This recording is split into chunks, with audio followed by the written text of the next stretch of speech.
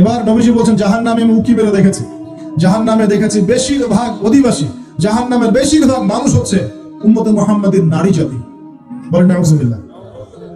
এই নারী জাতি মানে আমার বোন, আপনার মা, আপনার স্ত্রী, আমার বোন, আমার মা, আমার স্ত্রী, আমাদেরই তো। নারী কি আমাদের বাইরে? কেন তারা জাহান্নামে যাবে? নবীজি বলছেন কয়েকটা কারণ। এক, তারা বেশি বেশি লানত এবং অভিশাপ করে। এক। দুই, তারা এমন কিছু কাপড় পরে শেষ জামানায় বাইরে ঘুরবে যে কাপড়গুলো পরেও তারা নগ্ন থাকবে। দুই, অর্থাৎ বেপরদামির কারণে। তিন, তারা বুক পিঠ চাপড়ায়, প্রলাপ বিলাপ করে, এটা একটা কারণ।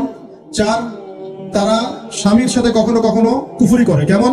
স্বামী সারা জীবন যদি তাদের ভরণ পোষণ ভালোবাসা দিয়ে যায়, কোনো একদিন যদি কোনো সমস্যা সৃষ্টি হয়, বলবে যে সারা জীবন তোমার কাছে কিছুই পাইলাম।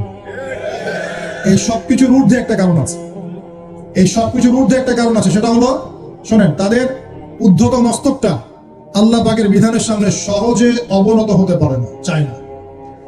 এগুলো কিন্তু সব মেয়েদের জন্য নয়, উম্মতে মুহাম্মাদির একটা অংশের মেয়েদের জন্য আল্লাহ নবী এইসব কথা বলেছেন। আবার এমনও মেয়ে আছে, শোনেন, এমনও মেয়ে আছে যারা ঈমান আমল টিকে রাখার জন্য না খেয়ে থাকতেও রাজি আছে। এমনও মেয়ে আছে, এমনও বহু দিনী মেয়ে আছে আমাদের সমাজে যারা ঈমান আমল ধরে রাখতে চায়, পরিবার তাকে রাখতে দেয় না।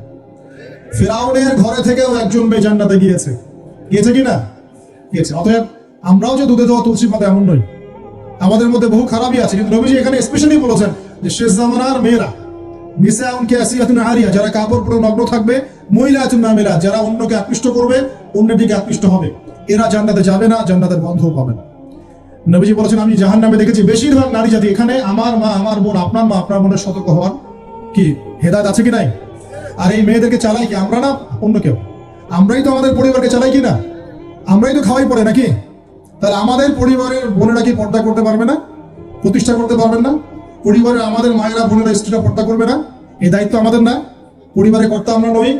আল্লাহকে আমাদেরকে জিজ্ঞাসা করবেন না? অতএব আমরাও যেন সতর্ক হয়ে যাই, আল্লাহ পাক তৌফিক দান করুন। এই জন্য বলি, বিয়ে করতে হলে আগে দিনদারিতা দেখবেন, তারপর বিয়ে করুন। দুনিয়াদারিতা দেখে বিয়ে করলে পরে পস্তাবেন। ছেলে মেয়ে উভয়ের প্রতি একই নসিহত। বিয়ে করতে যদি হয়, বিয়ে যদি করতেই হয়, তাহলে দিনদারিতা দেখে বিয়ে করুন। তারপর দেখবেন যে মেয়ের বংশ কেমন, সৌন্দর্য কেমন, এই সেই পরে দেখবেন। আগে দেখবেন দিনদারিতা ঠিক আছে কিনা। ছেলের ক্ষেত্রে একই বিধান। আগে দেখতে চান না কত বড় চাকরি করে, কত প্রপার্টিজ আছে, কত বড় বাড়ি, এগুলো পরে দেখবেন। আগে দেখবেন ছেলে নামাজ পড়ে কিনা, ছেলের মধ্যে সুন্নত আছে কিনা, এইগুলো আগে দেখবেন। এই বিয়ে নিয়ে প্রচুর জাহিলিয়াত সমাজে আছে, এই কারণেই পরিবারগুলো এখন ভেঙে যাচ্ছে। আল্লাহ পাক আমাদেরকে সুন্নাহ মেনে চলার তৌফিক দান করুন, বলি আমি। নবীজি এখানে বলেছেন আমি জাহান্নামে দেখেছি বেশিরভাগ অধিবাসী নারী জাতি। আমাদের বোনদেরকে রিকোয়েস্ট করবো, সতর্ক হয়ে যান, আল্লাহর ওয়াস্তে সতর্ক হয়ে যান। কেন? শোনেন, কেন নবীজি বললেন, এই পয়েন্টটা একটু ভালো করে বোঝেন। কেন নবীজি এই উম্মতের মধ্যে বেশিরভাগ মেয়েকে জাহান্নামী বললেন? আপনি একটু চিন্তা করেন তো, এই উম্মতের মধ্যে কি এমন হয়েছে, এই উম্মতের মেয়েদের সাথে কি এমন হয়েছে যার ফলে মেয়েদেরকে আর ঘরে রাখা যায় না, সব বাইরে চলে আসতেছে? কি হয়েছে এই উম্মতের মেয়েদের সাথে? এই প্রবলেম তো আগে 200-500 বছর আগে ছিল না। 500 বছর আগে আপনি কি কোনো মেয়েকে দেখেছেন আমাদের মেয়েদের মতো বেপর্দায় সারা রাস্তাঘাট, গ্রামগঞ্জ, একদম অফিস আদালত, বাজার ঘাট সব ঘুরে বেড়াচ্ছে?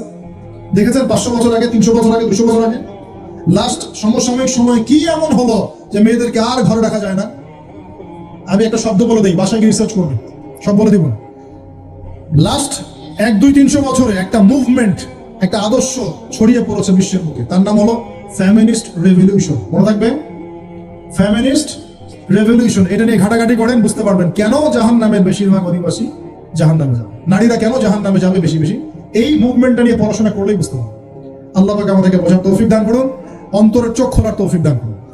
নবীজি আরো বলছেন আমি জাহান্নামে গেলাম, জাহান্নাম আমাকে দেখানো হলো, এবং সেখানে আমি একজন ফেরেশতাকে দেখলাম। কি দেখলাম? এই ফেরেশতা আমাকে দেখে হাসে নাই। সবাই মনোযোগ দেন, মিরাজের রাতের সবাই নবী সাল্লাল্লাহু আলাইহি ওয়াসাল্লামের সাথে হাসি মুখে সাক্ষাৎ করেছেন এই ফেরেশতা বাদ দিয়ে।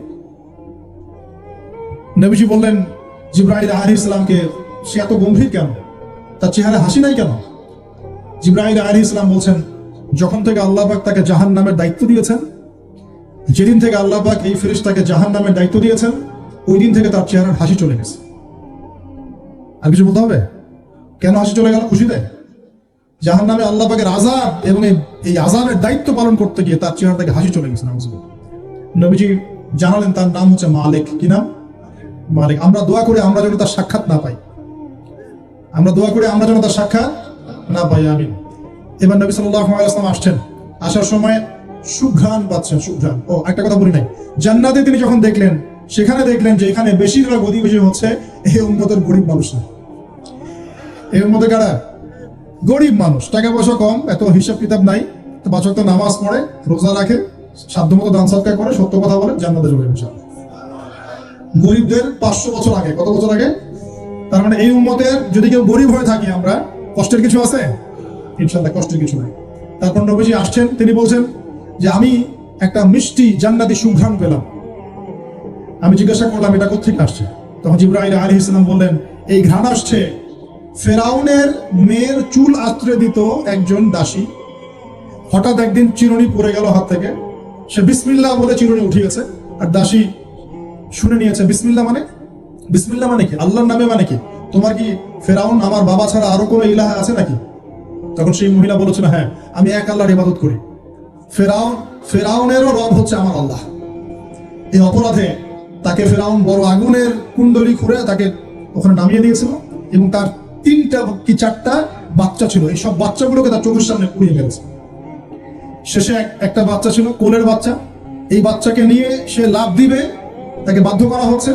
সে তো নিজে মরতে রাজি, কিন্তু বাচ্চাটা মায়া লাগবে না, সে বাচ্চাকে নিয়ে লাফ দিতে চাচ্ছে না।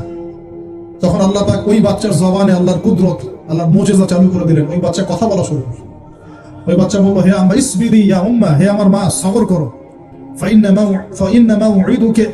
মাউইদুনা আল জান্নাহ, আমাদের জন্য আল্লাহ পাক জান্নাত রেখেছেন। লাভ দিয়ে জান্নাত। ওই যে ফেরাউনের স্ত্রী বলা ঠিক না এখানে, ফেরাউনের ওই দাসী যে চুল আশ্রয় দিত, আসিয়া, যার নাম বলা হয় কোনো কোনো জায়গায় আসিয়া, এবং তার সন্তানদেরকে যেখানে দাফন করা হয়েছে ওখান থেকে জান্নাতের ঘ্রাণ আসছে। কে পেলেন এই ঘ্রাণ? রাসূলুল্লাহ সাল্লাল্লাহু আলাইহি ওয়াসাল্লাম। এবার তিনি চলে আসছেন, এসে কাবাঘরের হাতিমে আবার এসে সেখানে আসলেন। এখানে বিমর্ষ মুখে বসে আছে। কেন মন খারাপ? যে আমি যদি এই ঘটনা যদি কালকে এখন সকালে সবাইকে বলা শুরু করি, সবাই তো আমাকে এখন কি বলবে? মিথ্যাবাদী। এমনিই তো মিথ্যাবাদী বলছে, এখন এই ঘটনা আবার বিশ্বাস করবে কিনা? এখন সকালবেলা আবু জাহেল আসছে, আয়েশা বলছে যে কি নতুন কিছু ঘটনা ঘটছে নাকি, নতুন কোনো ঘটনা আছে নাকি? চিৎকারি করলো আর কি। রাসূল সাল্লাল্লাহু আলাইহি ওয়াসাল্লাম বলছেন আমি গতকালকে আকসায় গিয়েছিলাম। এখন আবু জাহেল বলছে ও আচ্ছা চমৎকার, আকসায় গিয়েছিলেন, তাই নাকি? আর কি করেছে? তো আমি এই ঘটনা ঘটেছে আমার সাথে। তখন সবাইকে সে ঢোল পিটায় নিয়ে আসলো, আরে আসো আসো, মুহাম্মদ কি বলে শোনো, দেখো কি বলে, তো পাগল হয়ে গেছে না? বলছে আকসায় গিয়েছিল, বলো তো আকসায় কি কি আছে? সুবহানাল্লাহ, আল্লাহ রাব্বুল আলামিন। এখন যেমন ভিডিও দেখি না আমরা, এইভাবে আল্লাহ রাব্বুল আলামিন মসজিদুল আকসাকে নবীর সামনে তুলে ধরলেন সামনে। এবং নবী সাল্লাল্লাহু আলাইহি ওয়াসাল্লাম দেখে দেখে বলছেন আকসায় কয়টা দরজা আছে, কয়টা জান্নাত আছে, পূর্ব দিকে কি আছে, পশ্চিম দিকে কি আছে, সিঁড়ি কয়টা, সব বলে দিলেন। এরপর আবু বকর সিদ্দিকের সামনে একজন কাফের গিয়ে বলছে জানো মুহাম্মদ কি বলেছেন? মুহাম্মদ এই কথা বলছে। আবু বকর সিদ্দিক তখন বলছেন যে আমি তো এর চাইতেও কঠিন কথা বিশ্বাস করি। আমি তো বিশ্বাস করি যে নবী সাল্লাল্লাহু আলাইহি ওয়াসাল্লামের কাছে আসমান থেকে আল্লাহর ওহী আসে, আর মেরাজের রাতটা এমন কি, আমি তো বিশ্বাস করি আল্লাহ তার সাথে কথা বলেন, আল্লাহ পাকের কথা তার কাছে আসে, আল্লাহর কালাম তার কাছে আসে। ওই দিন থেকে নবী সাল্লাল্লাহু আলাইহি ওয়াসাল্লামের এই সাহাবীর নাম হয়ে গেল আবু বকর সিদ্দিক। এখন এর মাঝখানে আর কয়েকটা কথা হয়েছে, আমাদের নবী পরে হাদিসে জানিয়েছেন, এগুলো বলে শেষ করছি।